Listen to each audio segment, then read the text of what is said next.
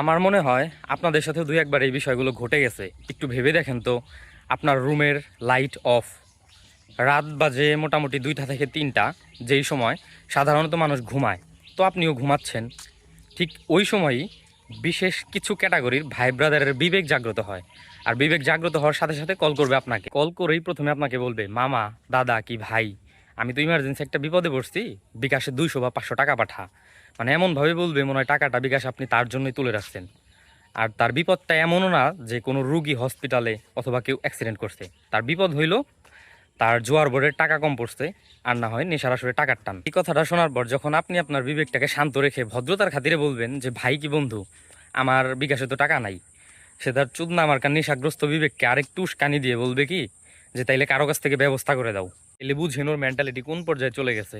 আরে ভাই, ধার করে এনে নেশা করতে আর জুয়া খেলতে টাকা দিব তোমারে? লজ্জা শরম কি একেবারে ধুয়ে মুছে খেয়ে ফেলছো নাকি নিজের এই আবাল মার্কা শখগুলো মেটানোর জন্য? মাঝরাতে অন্যের ফোন দিয়া ঘুম নষ্ট করো, এগুলো কি বিবেকে বাঁধে না একবারও?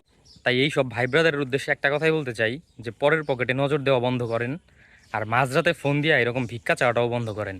যদি ভাই পারেন তাহলে ভালো কিছু করেন, আর না পারলে নিজের বাপের ভিটা বাড়ি আছে, নিজের ঘরের বউ আছে, এগুলা বিক্রি করেন, বন্দুক রাখেন, এরপর আপনি আপনার মন ইচ্ছা মতো জুয়া খেলেন, নেশা করেন, যা ইচ্ছা তাই করেন, কোনো সমস্যা নাই।